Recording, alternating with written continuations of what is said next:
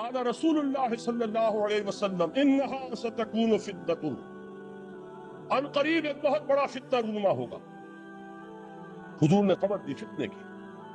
حضرت علی فرماتے اس پر میں نے عرض کیا، میں نے عرض کیا مل مخرج منہا یا رسول اللہ، اے اللہ کے رسول اس سے نکلنے کا راستہ کون سا ہوگا؟ دیکھیے یہ لکھا ہوا ایکزٹ، نکلنے کا راستہ، اور عام طور پر آپ نے دیکھا ہوگا بڑے ہالز میں یہ سرخ روشنی ہوتی ہے، اس میں اس کا اہتمام کیا جاتا ہے کہ اگر خدا نہ خواستہ کوئی حادثہ ہو جائے لوگوں کو معلوم ہو نکلنے کا راستہ کون سا، یہ مخرج۔ حضور نے خبر دی کہ فتنہ ہوگا۔ تو دیکھیے میں ایک بات عرض کیا کرتا ہوں، ذرا توجہ کیجئے، ہمارا حال کیا ہے؟ ہم بڑے ریشنلسٹ قسم کے لوگ ہیں، یہ زمانہ ریشنلزم کا ہے۔ اگر ہم ہوتے تو کیا پوچھتے؟ وہ فتنہ کیا ہوگا، کیوں ہوگا، کہاں سے آئے گا؟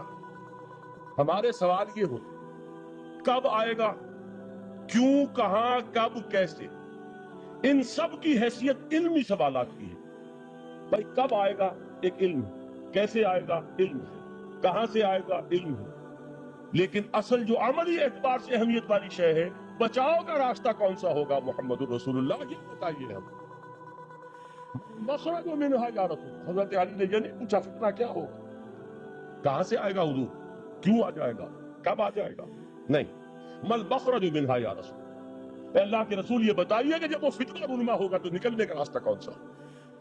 اس کا جواب ہے، ارشاد فرمایا محمد رسول اللہ نے، کتاب اللہ، اللہ کی کتاب ہے وہ مخرج۔ یہ کتاب ہے کہ جس کو تھامو گے تو فتنوں سے محفوظ رہو۔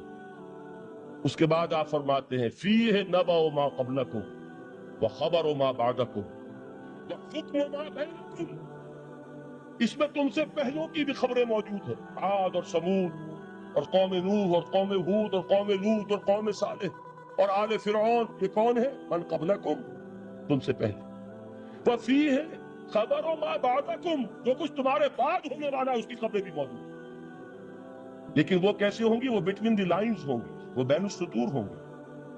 ان کے لیے انسان کو، آپ کو معلوم ہے کہ عبارت میں سطور ہوتی ہے اور ایک درمیان میں ہوتا ہے، ان پہ کچھ لکھا ہوا نہیں ہوتا۔ You have to read between the lines۔ قرآن میں بعد میں آنے والے حالات بھی درج ہیں، لیکن اس طرح نہیں جیسے کہ پچھلے حالات درج۔ اس کے لیے ذرا ان ڈیپتھ پونڈرنگ اوور، غور و فکر اور تدبر کی ضرورت ہے۔ وَحُکْمُ مَا بَيْنَكُمْ، اور جتنے اختلافات تمہارے اندر پیدا ہوں گے تا قیام قیامت، ان سب کا فیصلہ بھی اس کتاب میں موجود ہے۔ وَهُوَ حَبْلُ اللَّهِ الْمَتِينُ وَهُوَ الذِّكْرُ الْحَكِيمُ، یہی تو ہے وَهُوَ الصِّرَاطُ الْمُسْتَقِيمُ، سیدھا راستہ اور کون سا؟ یہی قرآن تو ہے۔ ہر رکعت میں کہتے ہو اهْدِنَا الصِّرَاطَ الْمُسْتَقِيمُ، اور قرآن دیا ہوا ہے اس پر غور نہیں کرتے۔ عجیب تماشا ہے ہمارا، نماز کی ہر رکعت میں اهْدِنَا الصِّرَاطَ الْمُسْتَقِيمُ، اور حضور فرمایا وَهُوَ الصِّرَاطُ الْمُسْتَقِيمُ، صراط المستقیم یہ قرآن ہی تو ہے، الذکر الحکیم یہ قرآن ہی تو ہے، وَهُوَ حَبْلُ اللَّهِ الْمَتِينُ، اور یہی ہے اللہ کی مضبوط رسی۔ آپ نے قاری صاحب سے وہ آیات سنی سورہ آل عمران کی، وَاعْتَصِمُوا بِحَبْلِ اللَّهِ جَمِيعًا وَلَا تَفَرَّقُوا، اللہ کی رسی کو مضبوطی سے مل جل کر تھامو اور تفرقے میں مبتلا نہ ہو۔ تفرقہ ہوگا تو کیا ہوگا؟ تمہاری ہوا اکھڑ جائے گی۔ آج آپ کو معلوم ہے دول عرب اگر یہ یکجا ہو جائیں، ایک دن کے لیے اسرائیل قائم نہیں رہ سکتا، امریکہ نہیں، امریکہ کا باپ اسے قائم نہیں رکھ سکتا۔ اگر امت عرب ہی جمع ہو جائے، عالم اسلام تو بڑی شے ہے، جو وسائل ان کے پاس ہیں، جو اللہ تعالیٰ نے ان کو نعمت عطا فرمائی، لیکن افتراق، انتشار، اختلاف، جتھے بندی، گروہ بندی، دھڑے بندی، اس نے اسرائیل کا خنجر ان کے سینے میں پیوست کیا ہوا، اس لیے کہ فَتَذْهَبَ رِيحُكُمْ، اگر تم اختلاف کرو گے تو تمہاری ہوا اکھڑ جائے گی۔ آج وہ ہوا اکھڑ چکی ہے، تو فرمایا وَاعْتَصِمُوا بِحَبْلِ اللَّهِ جَمِيعًا وَلَا تَفَرَّقُوا، اللہ کی رسی کو مضبوطی کے ساتھ مل جل کر تھامو اور تفرقے میں مت ہو۔ حضور فرما رہے ہیں وہ اللہ کی رسی کون سی؟ ہوا حبل اللہ المتین، یہی قرآن ہے اللہ کی مضبوط رسی۔ علامہ اقبال نے کیا خوب کہا ہے، علامہ اقبال نے قرآن اور حدیث کے حقائق کو جس طریقے سے اشعار کا جامع پہنایا ہے، وہ تو خود کہتے ہیں گوہری دریائے قرآن سفتا ہوں، میں نے قرآن مجید کے دریا سے موتی نکال کر اپنے اشعار کے اندر میں نے چن دیے، میرا کام اور کچھ نہیں ہے۔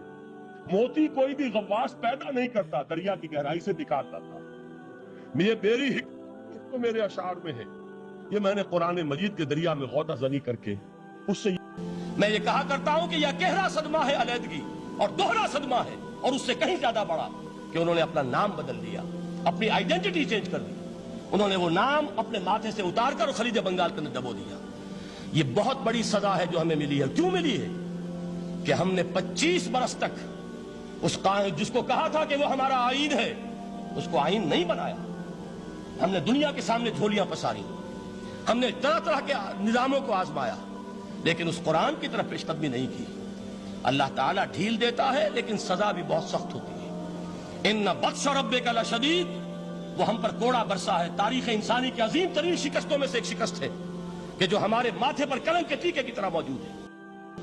بہرحال عرض یہ کرنا تھا، اقبال کہتا ہے از یک آئینی مسلمان زندہ است، پے کرے ملت ز قرآن زندہ است، ماں ہما خاک و دل آگاہ اوست، اعتصامش کن کہ حبل اللہ اوست۔ تامو اس کو مضبوطی کے ساتھ، حبل اللہ یہی قرآن ہے۔ یہ یک آئینی اور پیکر قرآن کی زندگی، پیکر ملت کی زندگی جو ہے اس قرآن کی بدولت ہے۔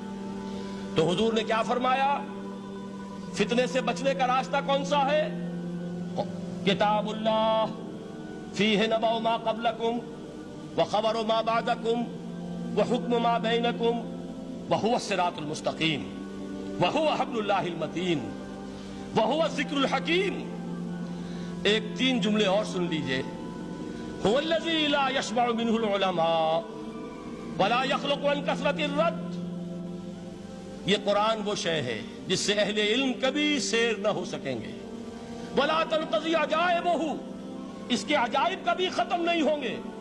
یہ ہیروں کی وہ کان نہیں ہے کہ جو کبھی خالی ہو جائے کہ سارے ہیرے نکل چکے ہیں، اب مزید ہیرے نہیں ہیں۔ نہیں، علم اور حکمت کے ہیرے اور ہدایت اور حکمت کے موتی اس میں سے ابد الآباد تک نکلتے رہیں گے۔ ضرورت صرف کھودنے کی ہے۔ میں نے وہ لفظ استعمال کیا تھا، آج کا قرآن کھودنا ہوگا، آج کی ہدایت اس قرآن سے نکالنی ہوگی۔ قرآن جب نازل ہوا آن دی سرفیس، بالکل ظاہر وہ تھی اس کی ہدایت جو اس دور کے لیے ضروری تھی۔ ہمیشہ کی ہدایت اس کے اندر رکھ دی گئی ہے، اس میں مضمر ہے، اس میں چھپی ہوئی ہے، اس کے لیے تدبر کی ضرورت ہے۔ کتاب انزلناہ الیک مبارک لیدبروا